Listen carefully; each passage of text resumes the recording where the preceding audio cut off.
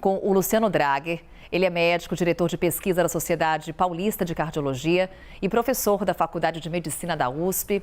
Doutor, seja muito bem-vindo aqui à nossa programação. Bom dia. Bom dia, Carol. É um prazer estar aqui com vocês na CNN para discutir esse importante assunto. Bem, doutor, inclusive aqui, eu com tosse nesse momento, calor intenso, todo mundo sentindo os efeitos dessas mudanças no tempo, é o excesso do ar-condicionado, aquela busca constante por uma hidratação para a gente manter o nosso corpo resistente às altas temperaturas. Justamente essa é a minha primeira pergunta, doutor. O que acontece com o nosso corpo diante de temperaturas aí que estão beirando os 40 graus em grande parte do Brasil? O nosso corpo tem um mecanismo de preservação da temperatura, visando, claro, manter todas as funções plenas, né? E toda vez que a temperatura tem um excesso, a gente precisa eliminar esse calor. A gente elimina esse calor de diferentes maneiras. Pelo próprio falar, né? Então, pelo vapor que saia, pela suor e também, claro, pela diurese, né? Então, nós temos mecanismos para poder manter essa temperatura, eliminando esse calor em excesso. Agora, precisamos fazer nossa parte, né? Você começou muito bem falando da hidratação, nesse momento muito calor intenso, sem chuvas, então o clima mais seco, predispõe a várias complicações. Acho que a gente pode dividir aí em inúmeras complicações associadas com o excesso aí de calor. Nós falamos sempre muito do câncer de pele, a exposição do sol, o cuidado em não expor a pele, né, usar protetor solar, usar chapéu sempre que possível. Falamos muito das doenças respiratórias, como você sabe, a tosse seca, porque está um pouco de umidade, né, o ar. E nós temos também complicações cardiovasculares aí relevantes, que a gente tem que estar muito atento numa época de calor extremo, e a hidratação também é fundamental nesse momento. Pois é, eu estou até aproveitando sua especialidade, quando a gente fala aqui de coração. O que acontece com o coração nesse período de temperaturas mais altas? Inclusive, para quem toma determinado tipo de medicação, é o caso, por exemplo, de fazer um ajuste? Sua pergunta é muito relevante e é muito bom que pessoas possam estar orientando caso tenham familiares nesse sentido ou falando deles mesmos, né? Nós dizemos que quando você tem calor muito extremo, existem adaptações, como você bem falou, né? Então, o coração, o metabolismo pode aumentar um pouco, você tem aí uma dilatação das artérias com o calor, então há uma tendência de queda da temperatura, ainda mais quando você não faz uma hidratação apropriada. A pressão arterial cai, melhor dizendo, não a temperatura em si. A pressão arterial cai e a gente precisa fazer alguma adaptação. Se a pessoa tem pressão alta, por exemplo, esse calor pode ainda fazer mais repercussão.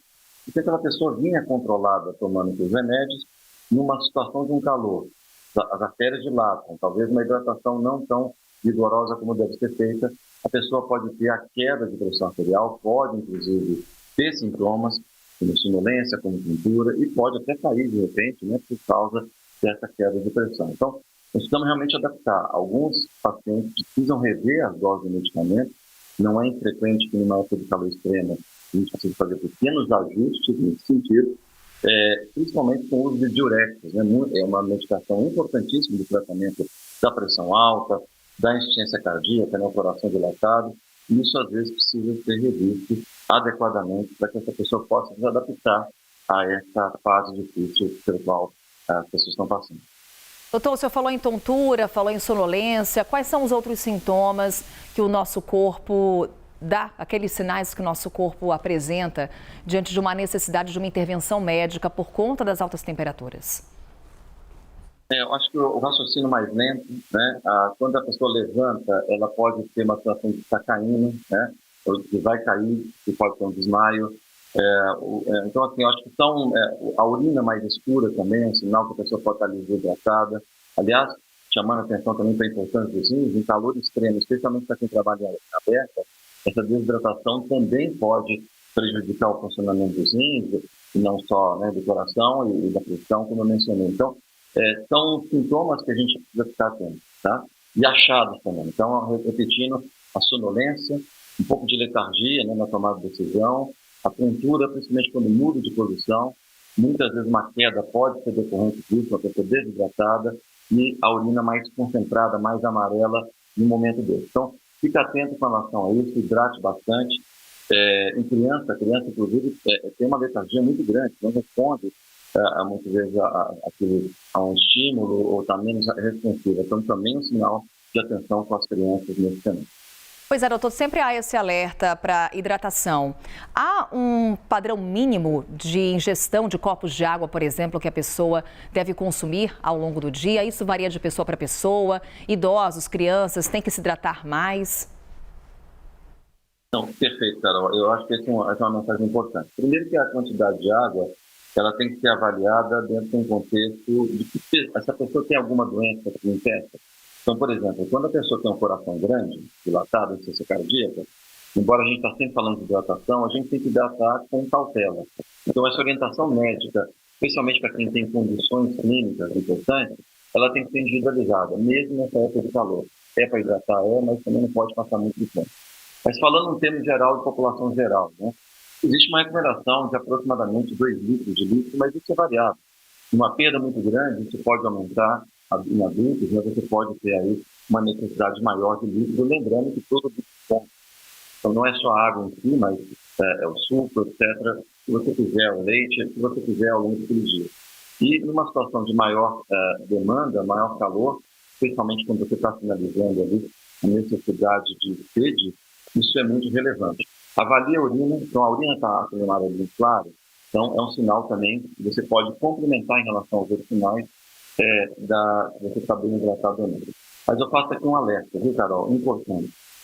Os pacientes mais idosos, a gente sabe que a gente tem no cérebro um gatilho para que a gente tenha sede.